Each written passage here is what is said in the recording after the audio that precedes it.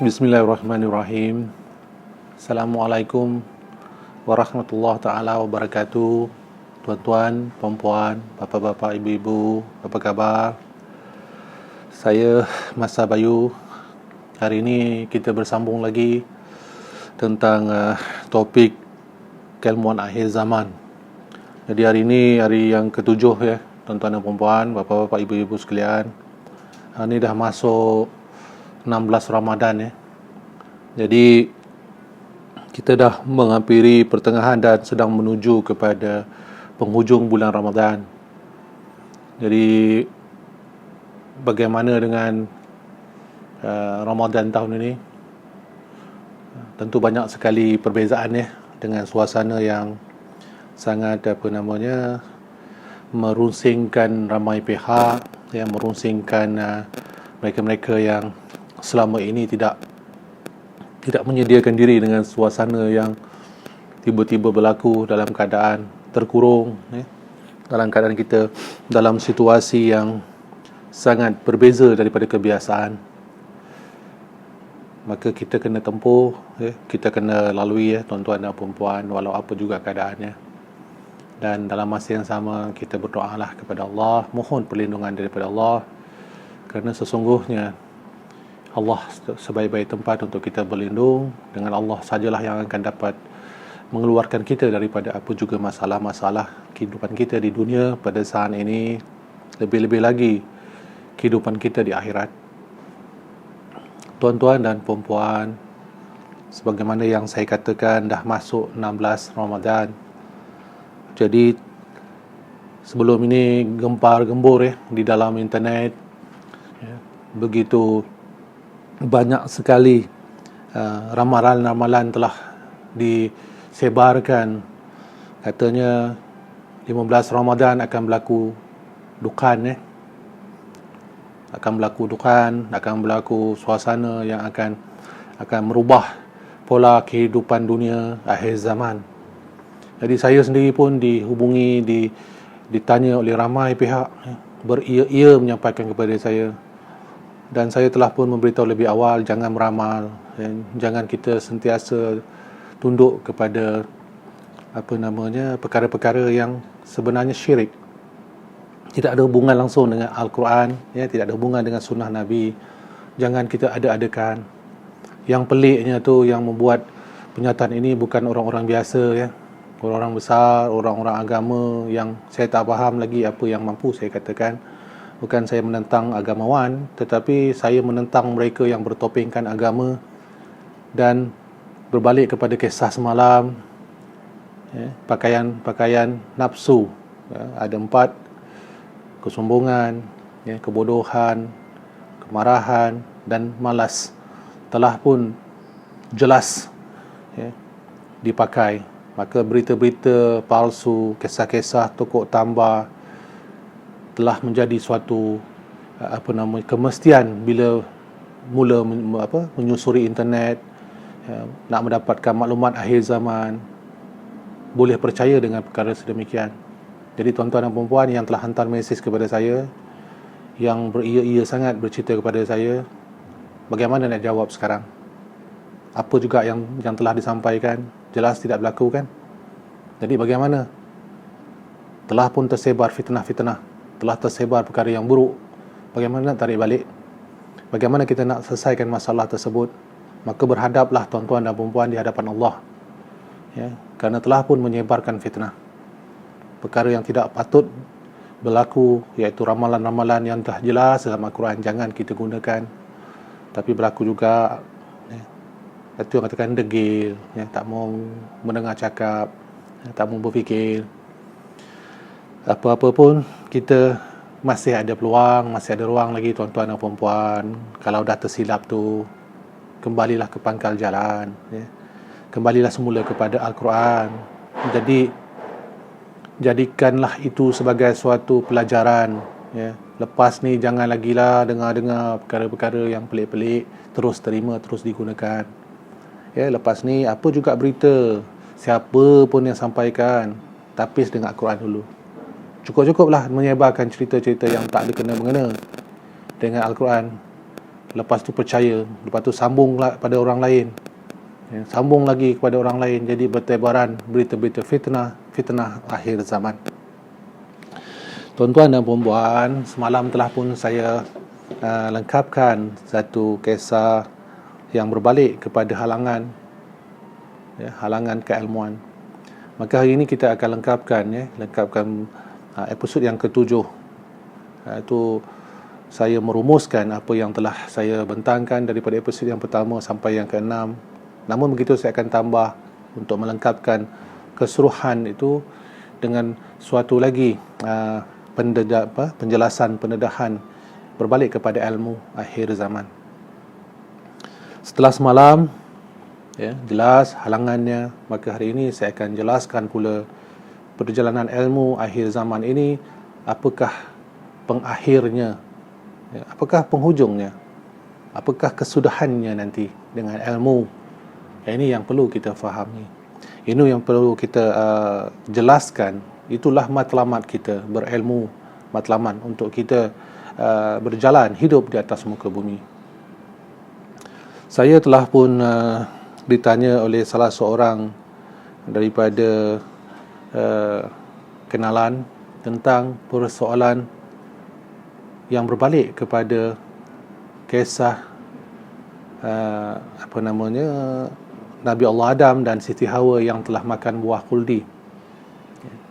Sedangkan katanya syurga itu bukankah tempat yang telah pun dibenarkan dengan segala perkara, tetapi kenapa wujudnya pohon yang mengeluarkan buah khuldi, buah yang dilarang di dalam kehidupan kita di syurga, tetapi ada pula Allah letakkan satu pohon yang tidak dibenarkan. Apa tujuannya? Kenapa Allah letakkan satu pohon yang sebenarnya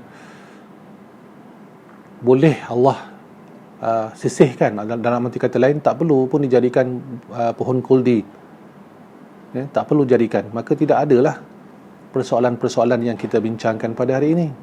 Maka itu yang menjadi pertanyaan beliau, kenapa, ya, bagaimana boleh berlaku sedemikian, kenapa ada pohon, ada buah khuldi, ya, yang telah menjadi sebagai satu penyebab, asbab kepada kejatuhan Nabi Allah Adam daripada syurga turunnya ke dunia.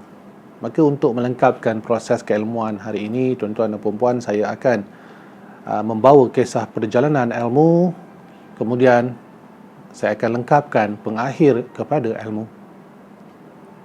Jika kisah Nabi Allah Adam dan kisah Siti Hawa adalah permulaan perjalanan ilmu. Ilmu adalah perjalanan, adalah satu proses kita bergerak dengan masa dan kita ada tenaga. Maka masa dan tenaga telah pun dihimpunkan di dalam satu ruang yang dinamakan alam semesta. Dalam alam semesta itu ada bumi, ada langit, ada planet, ada matahari, bulan dan berbagai-bagai lagi. Dalamnya ada makhluk-makhluk yang boleh kita lihat, yang tidak boleh kita lihat, yang gaib, yang nyata, haiwan, tumbuh-tumbuhan, mikrob, COVID-19 dan sebagainya. Segala-galanya adalah ciptaan Allah Subhanahu Wa Taala. Jadi apabila kita memahami perjalanan ilmu, maka kita akan tahu di mana mulanya dan di manakah akhirnya ilmu itu tadi. Maka tuan-tuan dan puan-puan, kita sekolah, kita pergi universiti, kita katakan diri kita belajar. Sebenarnya apa? Di mana mula belajar ni? Di mana mulanya ada perjalanan ilmu? Untuk apa kita berjalan lagi? Untuk apa kita melalui proses ini, iaitu proses perjalanan ilmu di atas muka bumi? Maka ini yang akan saya jawab berdasarkan kepada persoalan yang telah ditanya oleh teman, sahabat itu tentang buah khuldi. Maka itulah permulaan kepada ilmu sebenarnya.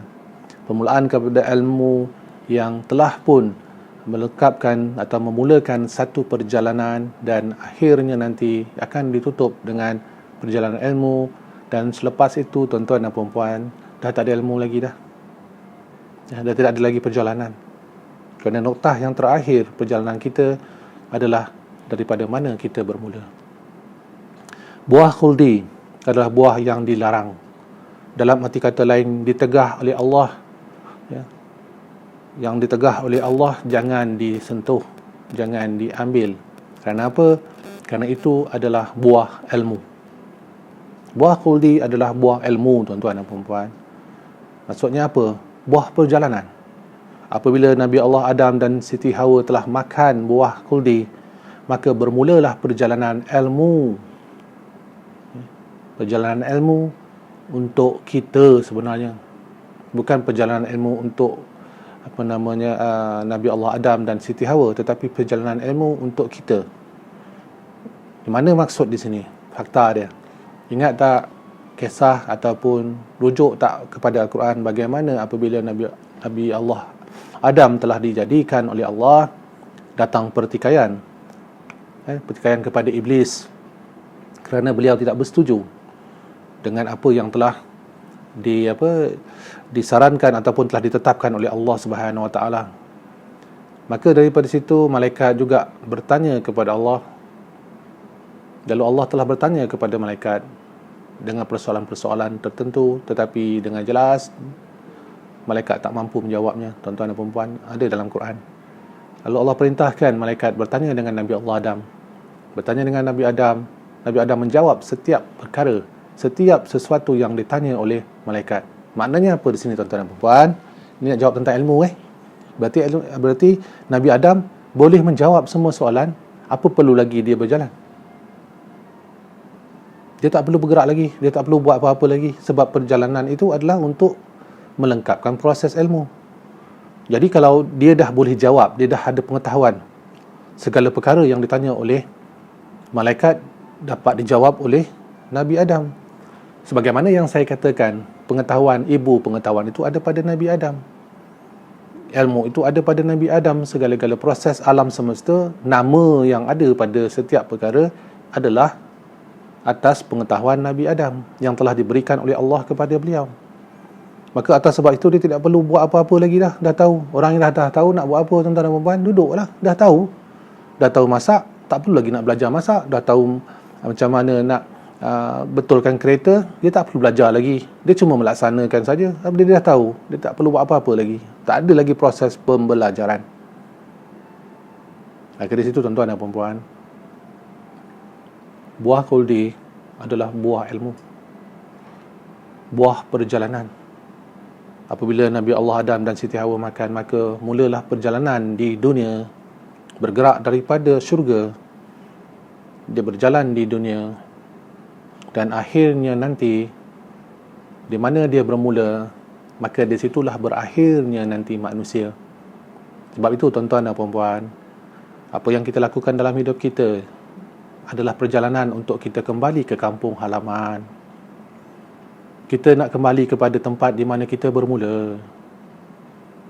Kita nak berjalan semula, berjalan di seluruh tempat di atas muka bumi ini. Kenapa? Kerana kita duduk di sini sementara, tuan-tuan dan puan-puan. Ini bukan tempat kita. Ini bukan hakikat kampung halaman kita. Dunia bukan kampung halaman kita, tuan-tuan dan puan-puan. Kampung halaman kita adalah syurga. Di situlah datuk nenek kita dulu, Nabi Adam dan Siti Hawa, tinggal sebelum berhijrah daripada syurga, hijrah ke dunia.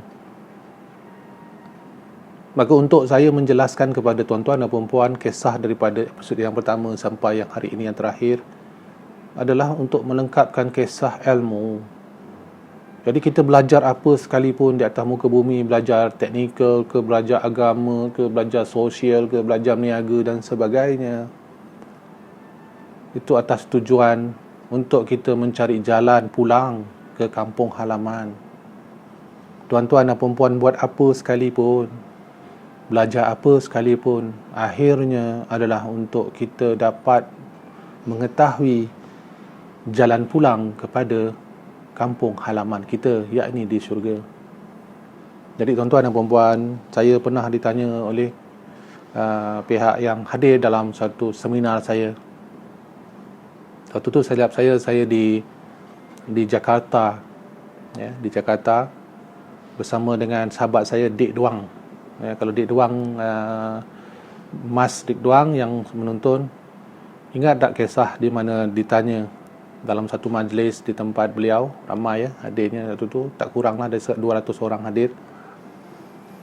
Saya beritahu kepada mereka, kerana mereka bertanya apa sebenarnya tujuan kehidupan kita di atas muka bumi. Maka saya jawab kepada mereka, tujuan kita hidup di atas muka bumi adalah untuk kita bergerak semula kembali ke kampung halaman kita. Jadi kita belajar, kita buat apa pun, sebenarnya tujuan kita nak balik kampung. Macam nak dekat raya ni kan, semua dah bersedia nak balik kampung, walaupun dalam keadaan macam mana sukar sekalipun, fikiran yang datang dalam diri masing-masing nak balik kampung. Ya. Suami dan isteri boleh bertengkar kerana nak balik kampung, boleh bercerai-berai kerana balik kampung. Jadi persoalan nak balik kampung ni adalah fitrah tuan-tuan dan puan-puan. Bukan kerana suka-suka budaya orang Melayu suka balik kampung ke. Bukan. Memang kita adalah atas lumrah fitrah. Daripada awal lagi sebenarnya kita berada dalam situasi asing. Kita sebenarnya makhluk asing. Bukan makhluk asing daripada alien tu yang daripada planet dan sebagainya. Kita lah alien sebenarnya di atas muka bumi ni. Tuan-tuan dan puan-puan, saya, semua kita ni adalah makhluk asing yang turun daripada syurga. Maka dunia ini, bumi ini bukan tempat kita. Kita datang menumpang. Kita datang menumpang di tempat di mana bukanlah asal kita. Kita menyesuaikan diri kita dengan bumi. Sebab itu kita terpaksa berjalan terus.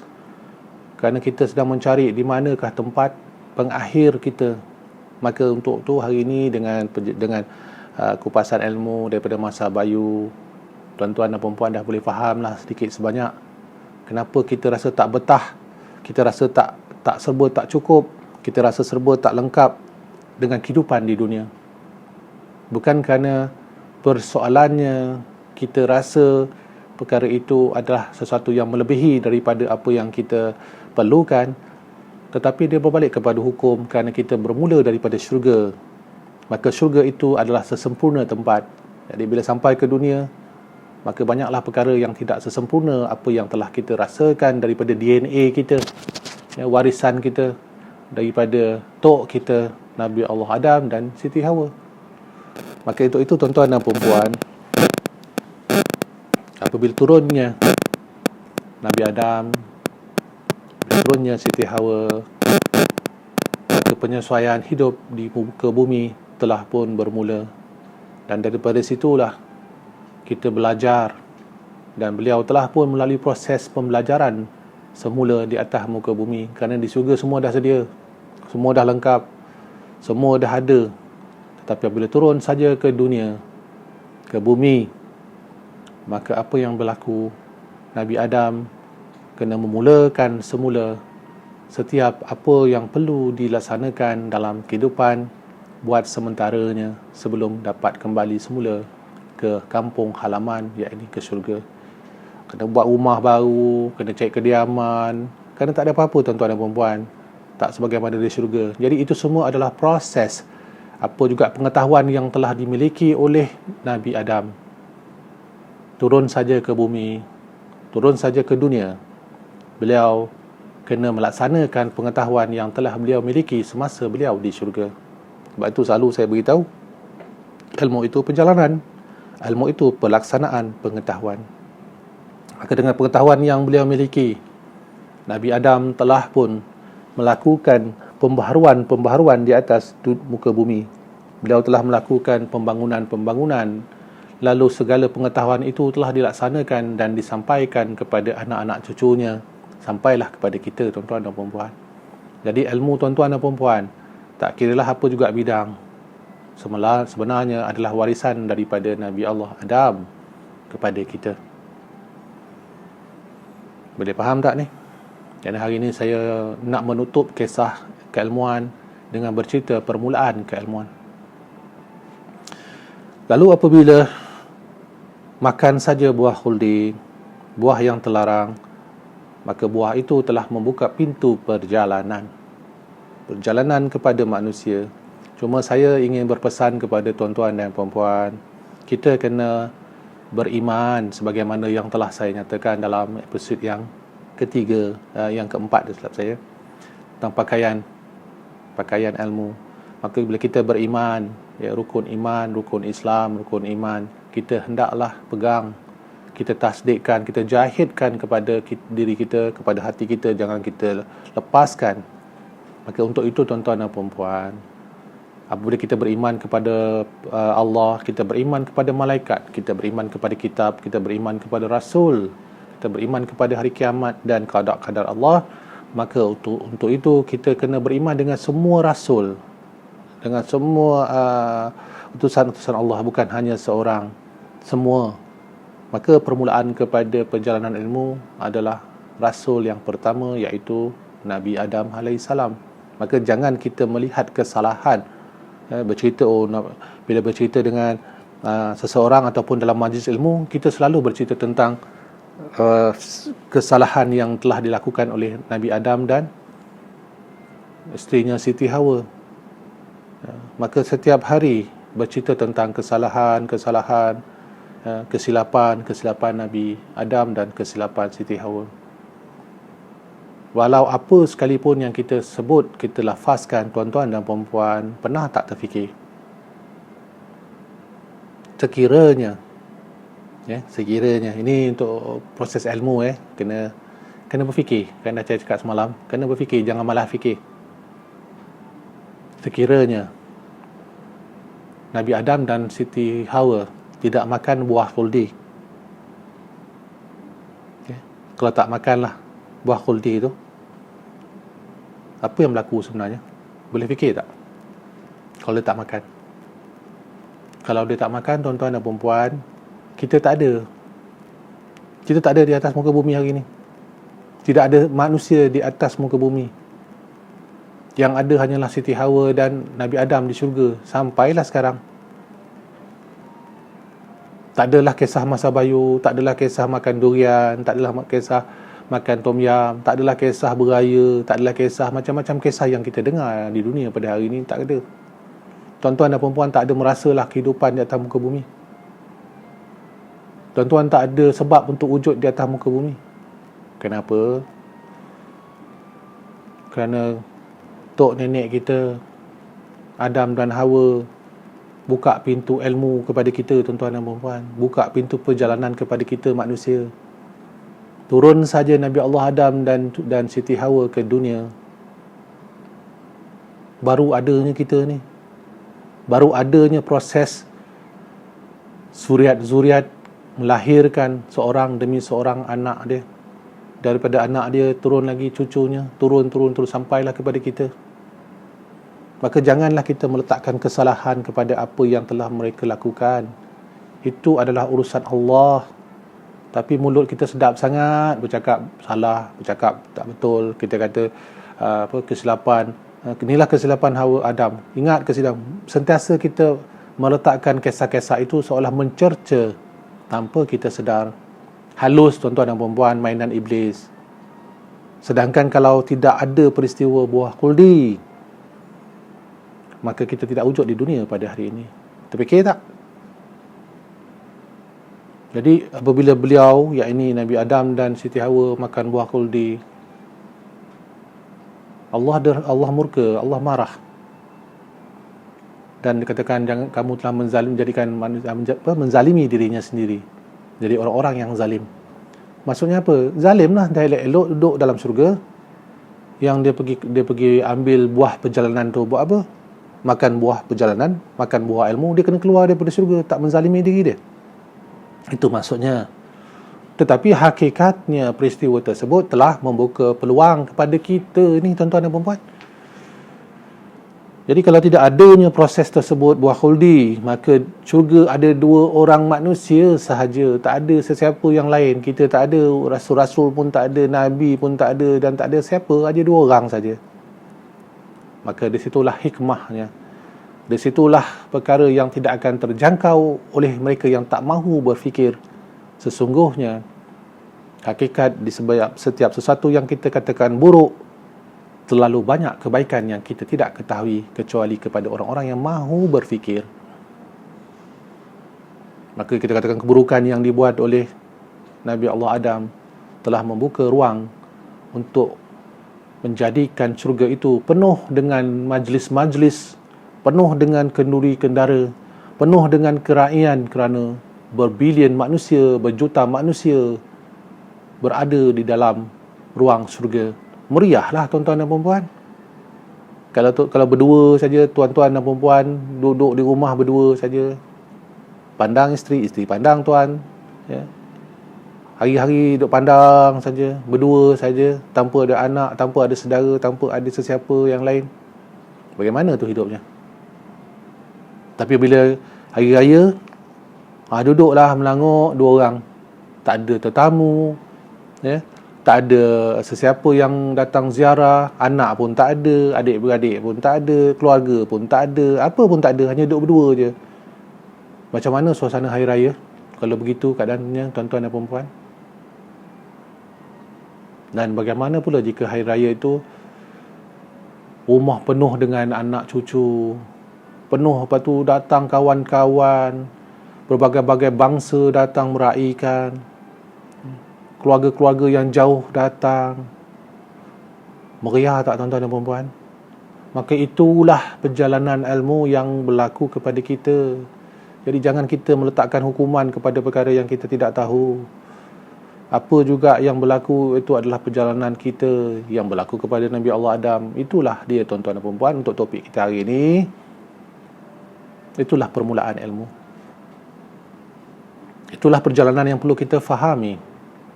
Betapa kita manusia, ya, apabila turun saja ke dunia, sampai saja ke dunia, maka itu adalah rahmat daripada Allah Subhanahu Wa Taala.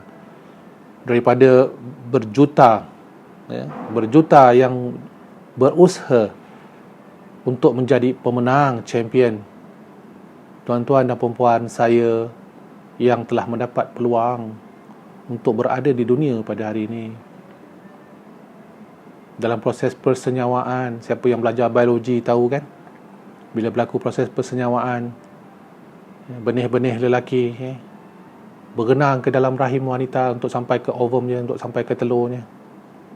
Banyak tuan-tuan dan puan-puan, tetapi hanya yang menang satu saja yang dapat lepas. Maka dari situ bercantum dan akhirnya jadilah Masa Bayu, jadilah Tuan Awang, jadilah Tuan Hadi dan semua-semua yang ada di depan saya yang sedang menghadap channel Masa Bayu, dan juga manusia-manusia yang ada di atas muka bumi hari ini. Kita semua adalah pemenang di dalam satu pertandingan sebelum sampai ke garisan penamat, di mana kita telah dianugerahkan hadiah. Apakah hadiah itu?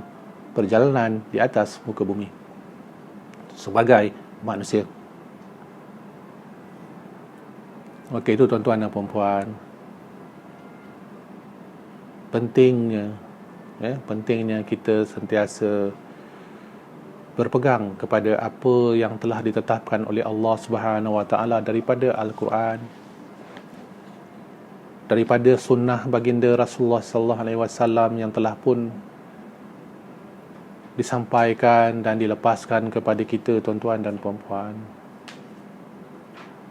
Ini sangat penting kerana perjalanan di akhir zaman, perjalanan ilmu akhir zaman adalah penghujung kepada perjalanan kita.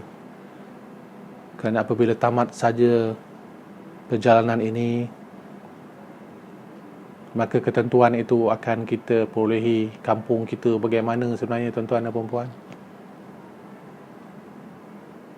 Kampung itu akan kita perolehi sama ada kampung baru, ya, sama ada kampung apa lagi namanya, kampung teratai, kampung apa lagi, kampung acong, kampung apalah, mana masing-masing ada kampung masing-masing. Ataupun kita dimasukkan ke dalam satu tempat yang bukannya namanya kampung tapi penjara, prison, yang penuh dengan azab, yang kekal buat selama-lamanya. Maka hidup kita di dunia, tuan-tuan dan puan-puan, adalah perjalanan ilmu. Kita melaraskan diri kita dengan setiap perkara dengan melakukan rujukan yang khusus kepada syariat daripada Al-Quran. Jangan kita lepaskan, jangan kita buat perkara-perkara yang ditegah oleh Allah. Macam yang saya katakan awal-awal tadi, bercerita tentang Tuhan, bercerita tentang perkara gaib yang tidak ada pengetahuan bagi manusia. Tak ada makhluk yang tahu. Tapi berdekah-dekah cakap di depan khalayak ramai. Bercerita tentang perkara-perkara gaib, kisah-kisah akhir zaman. Yang sebenarnya itu adalah kisah-kisah dongeng. Kenapa? Kerana saya dapat buktikan kebanyakan kisah-kisah akhir zaman hari ini adalah kisah-kisah dongeng. Bagaimana saya katakan kisah dongeng? Adakah itu tuduhan saya? Bukan, ya. Itu adalah fakta yang saya perolehi daripada tapisan Al-Quran.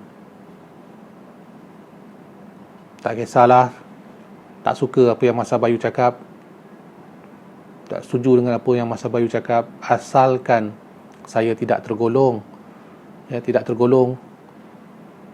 dalam kelompok-kelompok yang menyebarkan fitnah, menyebarkan kisah-kisah dongeng dan menyebarkan kerosakan di atas muka bumi. Saya tidak mahu terlibat dalam soal-soal sebegitu. Untuk itu, tuan-tuan dan puan-puan, itulah kisah ilmu. Apabila berlaku proses yang saya katakan tadi di syurga, itulah permulaannya. Maka permulaan itu atas kesilapan. Permulaan ilmu atas kesilapan yang telah dilakukan oleh Nabi Allah Adam. Setelah beliau melakukan kesilapan, sujud beliau kepada Allah Subhanahu wa taala, mohon keampunan kepada Allah. Tertanggallah segala pakaian-pakaian syurga. Nikmat-nikmat pakaian syurga telah tertanggal. Berlari-larilah Nabi Allah Adam dan Siti Hawa mencari daun-daun syurga untuk menutup aib yang ada pada diri mereka. Yakni daripada tidak berpakaian, tuan-tuan dan puan-puan. Kalau kita tak berpakaian, macam saya cerita semalam tentang pakaian iman, ya, tentang pakaian ilmu, maka itu yang berlaku. Itulah permulaannya. Apakah permulaan ilmu yang perlu kita faham? Perjalanan ilmu yang perlu kita faham, pertama sekali adalah kita hendaklah bertaubat terlebih dahulu. Kita kena bertaubat sebagaimana taubatnya Nabi Allah Adam daripada kesilapan dia. Jadi bila kita dah sedar yang kisah saya sampaikan semalam, tuan-tuan dan puan-puan, muhasabah diri tak lepas saya sampaikan kisah semalam tentang nafsu, ya, tentang halangan, kesombongan, tentang bodoh, tentang marah dan tentang malas. Ada tak pada diri tuan-tuan dan puan-puan? Saya buka secara terang semalam, dan ada juga yang beritahu pada saya secara peribadi. Dia kata, saya bersyukur Tuan Pal, saya selama ni saya tak sedar rupanya saya telah menggunakan pakaian iblis. Menangis dia dengan saya, beritahu. Saya kata, tak apalah, dah dapat pengetahuan ni, ambillah. Maka insaflah. Maka sebab itu perkara yang pertama dalam ilmu yang diajarkan kepada kita, yang perlu kita fahami adalah kita kena insaf, tuan-tuan dan puan-puan. Kena taubat. Mula-mula sekali kena insaf. Mesti tuan-tuan dan puan-puan melakukan salah satu, paling tidak pun daripada 4 yang saya nyatakan semalam. Pasti berlaku. Sebagai manusia, pasti pernah melakukan rasa sombong. Tak ada sombong dengan orang lain, sombong dengan adik-beradik. Tak sombong adik-beradik, sombong dengan kawan-kawan di sekolah ke dan sebagainya. Mesti ada perasaan tu. Lepas tu, bodoh, tak nak dengar cakap orang, degil. Semua tu mesti ada wujud dalam diri tuan-tuan dan puan. Paling tidak sedikit, banyak pun sedikit mesti ada berlaku. Jadi ada juga. Maka apabila itu kita telah pegang, maka sujudlah kita kepada Allah. Kembalikan diri kita kepada Allah. Ini akhir zaman. Akhir zaman semua terlibat, tuan-tuan dan puan-puan. Jangan rasa tuan-tuan dan puan-puan tu dah jadi ahli syurga, belum masuk syurga lagi, ya. Kita masih kat dunia, sedar-sedar sikit. Belum ada yang selamat lagi. Banyak mana pun kita hafal, kita masih di dunia, ingat. Jangan rasa kita dah hafal banyak, kita rasa kita dah selamat. Kita rasa kita dah berada dalam syurga. Tuan-tuan dan puan-puan, inilah sifat-sifat yang telah dibawa oleh iblis kepada kita. Di akhir zaman ni semua berlaku. Maka pertama sekali kita kena lihat berlaku kepada Nabi Adam. Dia sujud, dia minta keampunan, minta maaf, menangis dia. Isteri dia menangis juga, nenek kita pun menangis. Kenapa? Kerana melakukan kesilapan. Maka dari situlah permulaan ilmu yang perlu kita fahami. Hari ni macam-macam saya nak cerita banyak tuan-tuan dan puan-puan tentang perjalanan ilmu ni. Cuma tak pastilah berapa lama saya boleh bercakap dan berapa ramai pula yang nak ikut apa yang saya sampaikan ni. Ya. Kerana begitu banyak sentuhan kecundang yang bila sampai kepada tuan-tuan dan puan-puan, saya yakin sentuhan kecundang, jadi marah, jadi geram, ya, jadi sedih, mana yang nak terima lah, rasa sayu. Tapi yang rasa yang duduk dalam pakaian sombong yang sangat tebal, bila saya cakap macam ni, mulalah rasa nak tinju saya, benda rasa nak terkam saya. Maka itu tuan-tuan dan puan-puan, proses perjalanan ilmu ada awal dan ada akhirnya. Maka rujukan itu telah wujud dalam diri kita, dalam perjalanan itu, jika kita melihat, kita berpegang kepada Al-Quran. Boleh faham? Maka apabila itu berlaku, itu adalah perjalanan permulaan. Perjalanan akhir kita dalam perjalanan ilmu apabila kita berada di dunia. Maka perjalanan yang pertama, ilmu itu bermula di syurga. Maka perjalanan akhir kita adalah di dunia untuk menuju ke syurga. Jadi menuju ke syurga itu adalah hanya titik akhir saja tuan-tuan dan puan-puan. Dah tak ada apa-apa lagi yang kita boleh buat. Kita tak akan mampu merubah apa-apa apabila kita telah mati. Apabila dah mati tuan-tuan dan puan-puan, maka kita dah tak ada tempat lagi kita nak pergi, melainkan tempat yang dah kekal abadi. Itu saja hala tujuannya, dan tak mampu kita ubah. Perubahan apa juga yang kita nak capai, iaitu destinasi terakhir kita, iaitu akhirat di syurga, itu adalah destinasi di mana bermulanya kita daripada kisah Nabi Adam. Tapi untuk itu tuan-tuan dan puan-puan, perjalanan itu ada di dunia. Tidak tempuh dunia, tidak akan tempuh akhirat. Maka jangan sekali-kali kita menjadi manusia yang engkar, manusia yang sombong, yang menolak dunia. Yang katakan dunia itu bukan hak kita, bukan tempat kita, kita nak kembali kepada akhirat. Sombong di situ. Itu pun nak sombong. Nak pergi syurga pun jadi orang sombong. Ni macam mana ceritanya? Syurga aku punya, aku tak nak cerita pasal dunia. Maka hidup kita sentiasa dalam kisah untuk berjalan ke syurga dengan melupakan hablum minan nas, fardu kifayah di atas muka bumi. Kita kena berganding tangan, saling bantu-membantu. Maka itulah perjalanan ilmu di dunia, perjalanan akhir kita, perjalanan ilmu kita yang akan menentukan titik akhir sampai ke syurga atau sampai ke neraka. Banyak sangat tuan-tuan dan puan-puan kisah-kisah perjalanan ilmu yang ingin saya kongsikan dengan tuan-tuan dan puan-puan. Banyak cerita-cerita yang tidak ada kena-mengena dengan perjalanan ilmu untuk membawa kita kepada kampung halaman kita, yakni syurga, yang telah diguna pakai, yang telah diberikan sebagai satu halwa, gula-gula oleh iblis dan dajjal-dajjal kecil yang memesongkan kita daripada jalan tarikat yang telah dibawa oleh baginda Rasulullah sallallahu alaihi wasallam kepada kita. Macam-macam kisah saya duk perhatikan, kadang saya dengar dalam satu majlis. Macam mana saya nak tegur? Sebab yang cakap tu bukan orang biasa, orang besar duduk depan tu. Tapi bercakap, ya Allah, dia ni tak baca Quran ke? Berani sangat bercakap benda-benda yang tak jelas.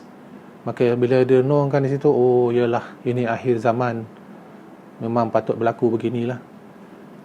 Lalu saya meninggalkan majlis tersebut.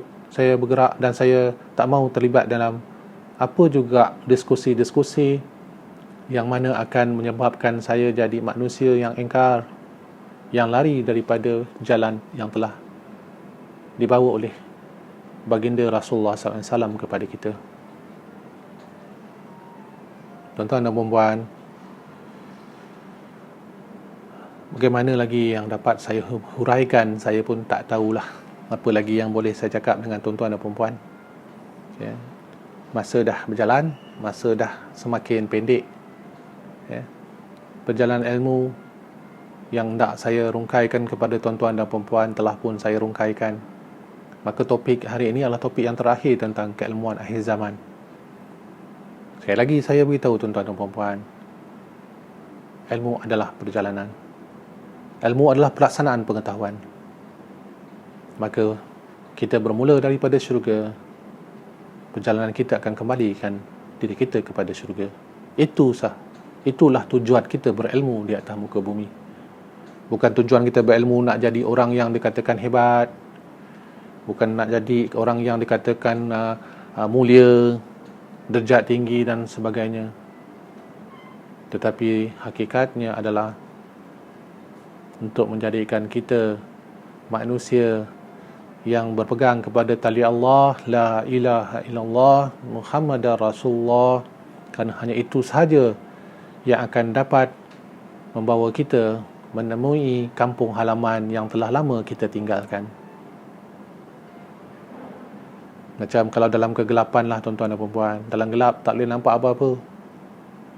Ya, kalau tak ada cahaya, tak boleh nak berjalan.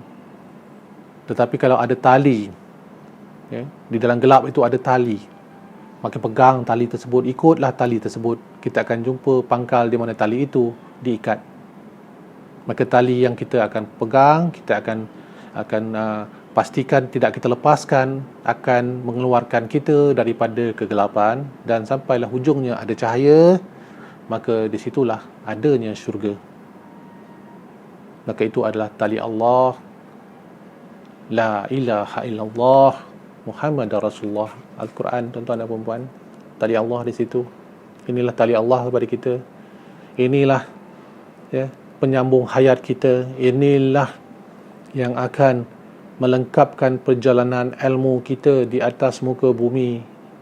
Tidak ada yang lain yang boleh menyelamatkan kita, tidak ada yang lain yang boleh menjadi tali kepada kita, yang mengikat kita, yang akan menarik kita keluar daripada lubuk, mengeluarkan kita daripada jurang-jurang yang akan menghancurkan, meluluhkan tubuh badan kita dengan azab-azab api neraka, bisa-bisa yang takkan tertanggung oleh kita.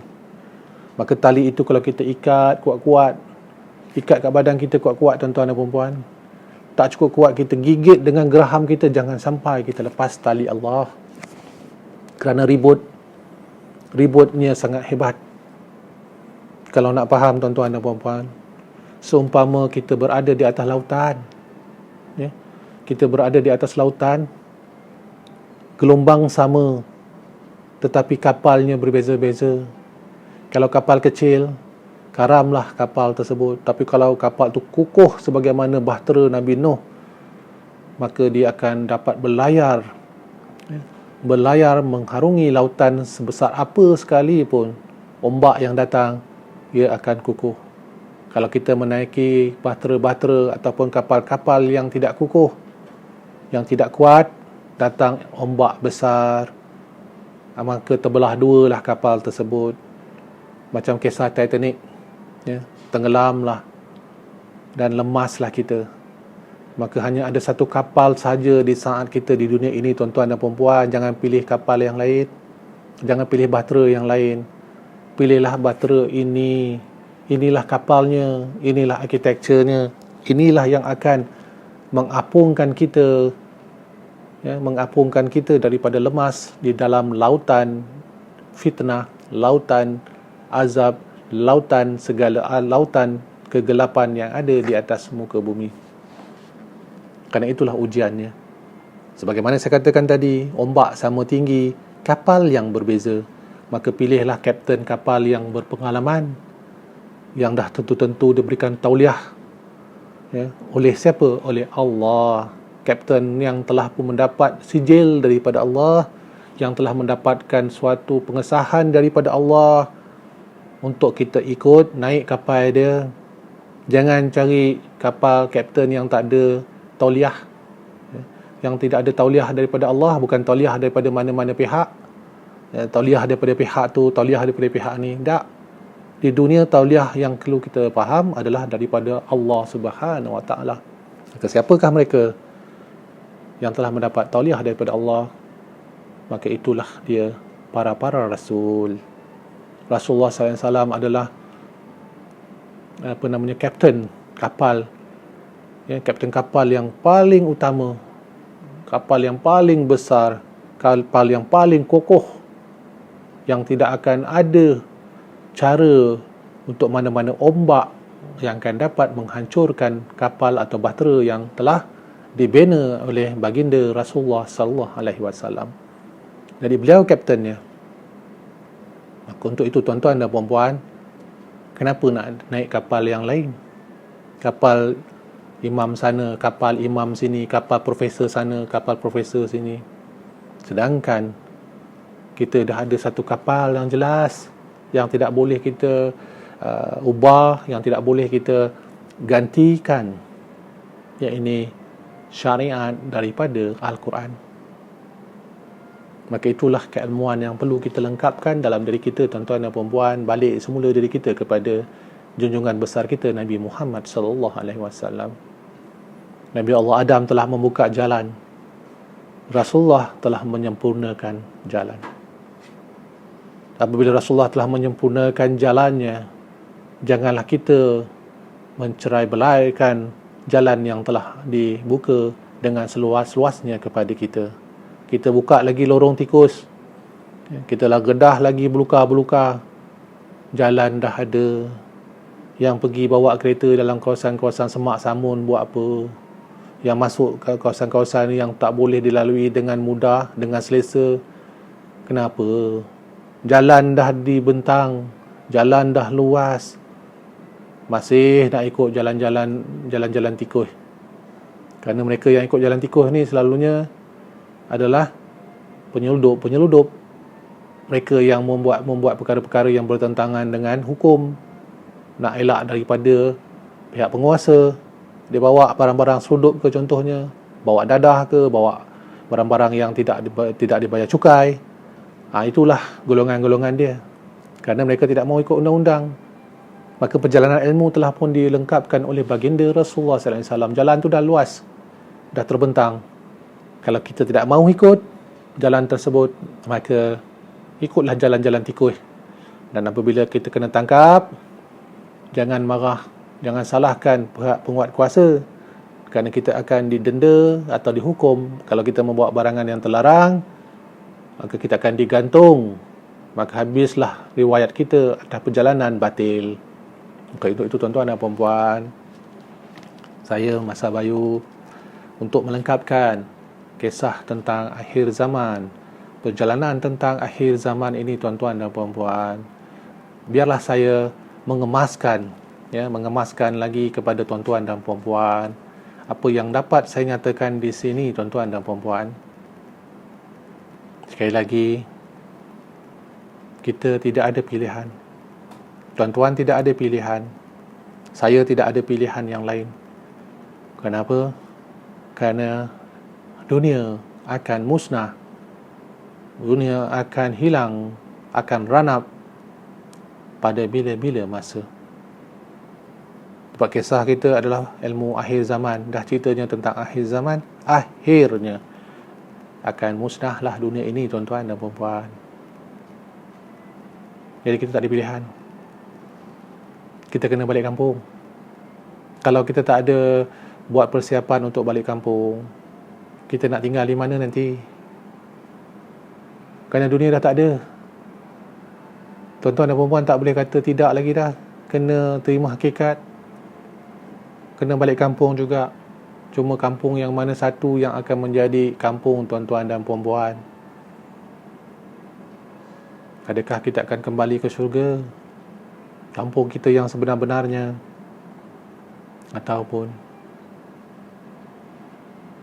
na'udzubillah min zalik, sisihkanlah kita ya Allah daripada kita terjerumus ke dalam ruang yang sangat gelap, iaitu neraka jahanam. Kerana tidak ada makhluk yang akan dapat menahan azab api neraka, tuan-tuan dan puan-puan. Tak ada. Allah telah berfirman, telah menyatakan dalam Al-Quran, tidak ada satu makhluk yang akan dapat menanggung, menahan azab Allah. Jadi janganlah kita nak cuba-cuba, jangan kita ingat-ingat, jangan kita rasa lambat lagi. Kerana hakikatnya, tuan-tuan dan puan-puan, bila-bila masa saja akan berlaku kiamat. Macam yang saya katakan sebelum ni, tak kiamat besar, kiamat kecil. Kita ni kiamat dulu. Kita akan mati dulu, tuan-tuan dan puan-puan. Beberapa hari yang lepas, sahabat saya baru saja meninggal dunia, Ustaz Ismail Kamus, sahabat saya tu, tuan-tuan dan puan-puan. Tadi saya berbincang dengan beliau juga sebelum ni. Tapi waktu tu dah lama lah lepas tu saya dah tak duduk kat Malaysia kan. Jadi bila saya lihat beliau pun dah tak ada, baru hari Jumaat malam Jumaat lepas, 2 hari lepas hari Sabtu. Jadi ada pengakhirnya kepada setiap kehidupan, ada pengakhirnya kepada setiap perjalanan.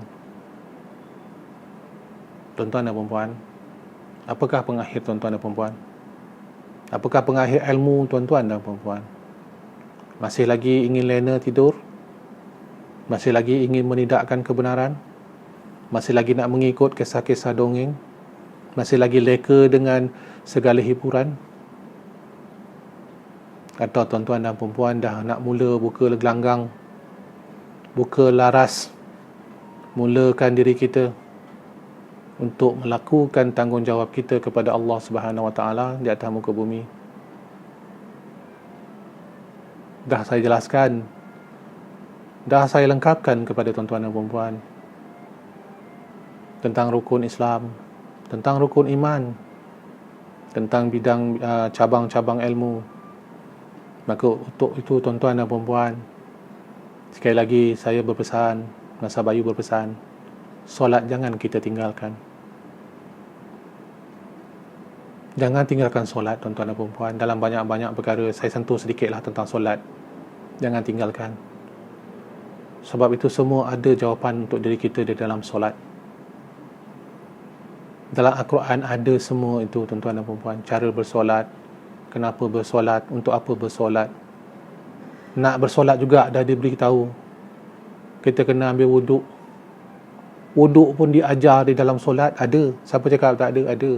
Tengok dalam Al-Quran. Mula-mula basuh mulut kita dulu. Kumur-kumur air. Kenapa? Kerana lidah itulah yang akan membinasakan kita. Kerana lidah lah. Kerana mulut, badan binasa. Maka bersihkan mulut kita. Itu sebabnya kenapa kita berwuduk. Pertama kita basuh mulut kita ni. Bersihkan lidah kita. Sebab tu di padang mahsyar, lidah tak boleh lagi berkata-kata. Sebab tu bila kita bersolat, nak wuduk pertama kita kena bersihkan dulu. Lepas tu kita buat apa? Kita basuh tangan kita kan.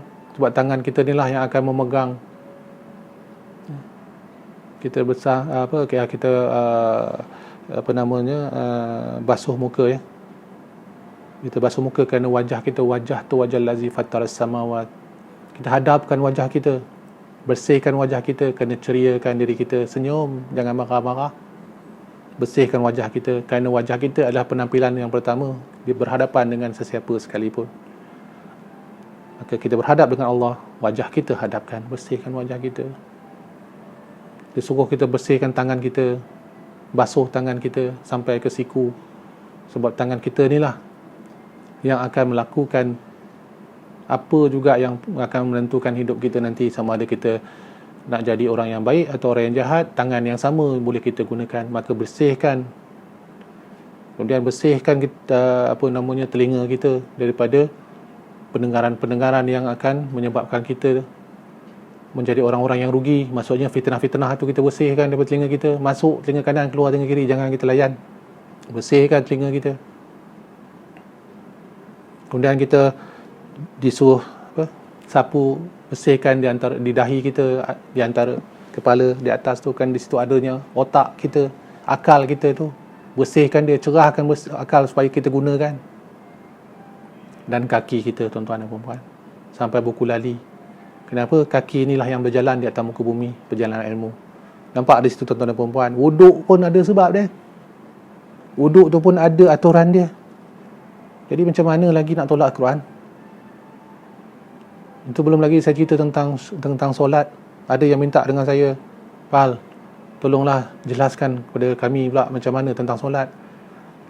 Nanti saya ni ditahan pula sebab saya tak ada tauliah nak bercakap tentang agama. Saya dah kena dulu sekali, cukup lah. Nanti dia kata, mana tauliah awak? Awak belajar kat mana? Ya? Sekolah Arab kat mana? Belajar Al-Quran kat mana? Sebab tak dapat tauliah. Tadi minta maaf, saya tak dapat nak menjelaskan secara demikian. Saya hanya dapat mampu bercerita sebegini bagi mereka-mereka yang mahu berfikir, yang mahu mendengar. Kerana Al-Quran jelas, semua ada. Solat, nak solat ada wuduknya pun. Nak ambil wuduk ada dalam Quran. Dan kenapa kita mengambil wuduk juga ada sebabnya. Inilah dia proses ilmu, tuan-tuan dan puan-puan. Banyak kan? Jadi kalau nak cerita lagi ni tak habislah masa ni. Masa dah panjang dah ni. Jadi untuk itu, tuan-tuan dan puan-puan, sekali lagi saya nak jelaskan, perjalanan ilmu adalah perjalanan yang membawa kita kembali kepada kampung halaman. Perjalanan ilmu adalah perjalanan pilihan kita, sama ada kita akan menjadi manusia yang akan berada di tempat yang nikmat atau pilihan kita mendapatkan tempat yang azab. Jangan lupa, apa yang kita lakukan adalah perjalanan yang kita akan tanggung, bukan orang lain yang tanggung. Maka jangan benarkan orang lain menentukan pilihan kita. Pilihan kita ada di dalam Al-Quran, sebagaimana pilihan yang telah disampaikan oleh junjungan besar kita Nabi Muhammad sallallahu alaihi wasallam. Untuk itu, tuan-tuan dan puan-puan, pilihlah jalan yang benar. Pilihlah jalan yang akan membawa kita kepada rahmat Allah, dan hindarilah perjalanan ilmu yang akan menjauhkan kita daripada nikmat Allah, yang menjauhkan kita daripada syurga. Untuk itu, tuan-tuan dan puan-puan, lengkaplah kisah tentang perjalanan ilmu, kisah tentang ilmu akhir zaman. Saya tidak ada lagi nak disampaikan banyak-banyak tentang perkara ini, kerana cukuplah dan apa yang telah saya jelaskan kepada tuan-tuan dan puan-puan. Tapislah lagi, ya. Kajilah lagi, bukalah Al-Quran atas apa yang telah saya sampaikan. Untuk itu, tuan-tuan dan puan-puan, saya tak pasti apakah topik yang seterusnya yang akan saya sampaikan. Jika ada kesempatan lagi, insya-Allah, tapi saya tak pastilah sama ada saya ada kekuatan lagi untuk meneruskan topik yang seterusnya. Tapi jika ada, saya akan maklumkan kepada tuan-tuan dan puan-puan. Dan dalam beberapa hari lagi, kita dah nuzul Quran. Itu adalah satu situasi yang kita kena faham. Apabila saya bercerita dengan tuan-tuan dan puan-puan, lihatlah, perhatikanlah, masa Bayu tidak pernah melepaskan pegangannya daripada Al-Quran. Kerana saya berpegang dengan Al-Quran, saya menyampaikan dengan Al-Quran, dan saya menerima Al-Quran. Tidak ada yang lain, maka itulah pegangan saya, maka itulah iman saya, maka saya ingin menjadikan diri saya sebagaimana Al-Quran itulah dirinya saya, berjalannya saya dengan Al-Quran, maka saya ingin melihat dan berjalan sebagaimana yang dinyatakan sesungguhnya junjungan besar Nabi Muhammad itu adalah seumpama Al-Quran yang berjalan. Maka apakah masa Bayu mampu berjalan? Tidak dapat berjalan sebagaimana Al-Quran sepenuhnya. Setidak-tidaknya masa Bayu sentiasa memegang Al-Quran apabila beliau berjalan. Assalamualaikum, salam sejahtera, dan sampai kita jumpa lagi. Terima kasih.